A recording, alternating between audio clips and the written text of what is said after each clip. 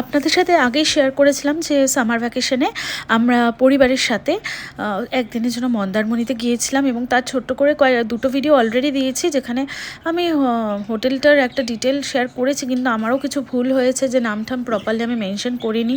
আরেকবার আমি একটু ভালো করে ভাবলাম একটা সামারি সহ দিয়ে দিই। আজকে অবশ্যই আমরা কী কী খেয়েছি এবং টোটাল খরচটা আমি শেয়ার করে দেবো। আমরা ছিলাম মন্দারমণিতে এসটি অ্যাপেল রিসর্টটার যেটা মেন আমার জিনিস ফিচার ভাল লাগে, এর ম্যাক্সিমাম রুমই ধরে নিন 90% রুমই হচ্ছে সি ফেসিং, যেখান থেকে সমুদ্র ওয়াইড অ্যাঙ্গেল ভিউতে সমুদ্র দেখা যায় প্রত্যেকটা রুম থেকে। আমরা নিয়েছিলাম 203 আর 204 দুটো রুম নিয়েছিলাম। কিং সাইজ বেড ছিল, বেসিক অ্যামিনিটিস ছিল, এবং যেটা আমি বারবার বলছি এটার কী ফিচার, আপনি রুমে বসেও সমুদ্র দেখতে পারবেন, একটা সুন্দর ব্যালকনি আছে, ব্যালকনিতে বসেও সমুদ্র দেখতে পারবেন, আবার যদি ইচ্ছা করে বিচে ইজি অ্যাক্সেস আছে, সারা বিচে আপনি হাঁটতেও পারবেন, সমুদ্র দর্শন করতে পারবেন। আর যাদের আমাদের মতন এরকমভাবে ট্যুর করছেন বয়স্ক লোকদের নিয়ে, তারা কিন্তু রুমে বসে সমুদ্র উপভোগ করতে পারবেন। আর এটা পেট ফ্রেন্ডলি কিন্তু নয়, আর লিফটও কিন্তু নেই।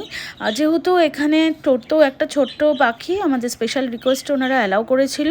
আর আরেকটা কথা বলে দিই, আমাদের রুম ট্যারিফ পড়েছিল, মানডেতে গিয়েছিলাম 4500 করে ইনক্লুডিং জিএসটি। আর বাকিটা দেখাতে দেখাতে বলি খাবারের নিয়ে।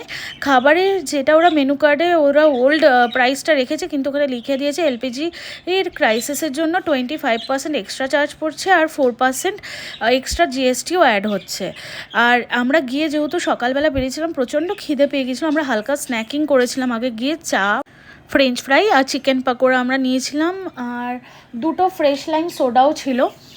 আর আবার তার কিছুক্ষণ পরেই আমরা লাঞ্চ নিয়েছিলাম। লাঞ্চ করতে আমাদের একটু দেরি হয়ে গিয়েছিলো, 3:30 মতন বেজে গিয়েছিলো। লাঞ্চে নিয়েছিলাম আমরা টোটাল 4টে হচ্ছে চিংড়ি মালাইকারি, 3টে করে চিংড়ি ছিল এক একটা প্লেটে, আলু ভাজা, স্যালাড, একটা ডাল, একটা পনিরের তরকারি, দুটো আমের চাটনি, আর তো অ্যাজ আমার কিছু মনে পড়ছে না, আমরা এটুকুই নিয়েছিলাম।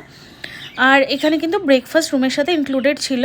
তারপরে আমরা একটুখানি সুইমিং পুলে গিয়ে সময় কাটাই। আমি এখনও ভালো সুইমিং খুব একটা পারি না, ফ্লোটিং বোট নিয়ে যেটুকু পারি, কারণ আমি প্রচণ্ড সুইমিং ক্লাসে ফাঁকিবাজি করছি, যার জন্য আমি সেভাবে এখনও ফ্রি হ্যান্ডটা করতে পারছি না।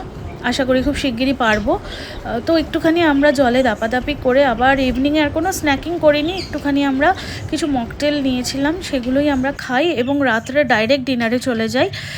ডিনারে আমরা রুটি নিয়েছিলাম, মিক্সড ফ্রাইড রাইস নিয়েছিলাম, একটা মিক্সড চাউমিন নিয়েছিলাম, একটা মিক্সড ভেজ নিয়েছিলাম, একটা ভেজ আইটেম কি বোধহয় নিয়েছিলাম, ক্রিসপি বেবিকর্ন মনে হয় নিয়েছিলাম, একটা চিলি চিকেন নিয়েছিলাম।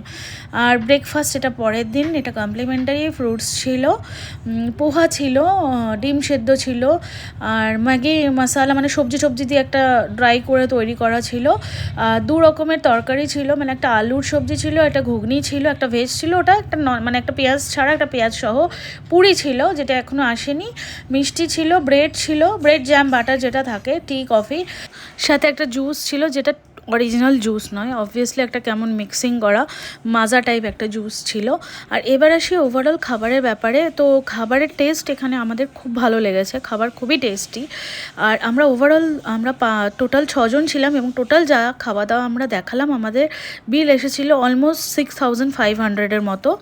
টোটাল রুম ট্যারিফ আর আমাদের এই খাবার নিয়ে আমাদের হোটেল খরচ অলমোস্ট আমাদের পড়ে গিয়েছিল 1 নাইট স্টে নিয়ে 15,500। আর যেহেতু বললাম যে আমরা সংখ্যায় কিন্তু 6 জন ছিলাম, যদি আপনারা বন্ধুরা যান তাহলে ধরে নিন পার হেড 2500 একটা মানডেতে এখানে থাকার খরচ আসতে পারে, এই ধরনের খাওয়া দাওয়া সহ।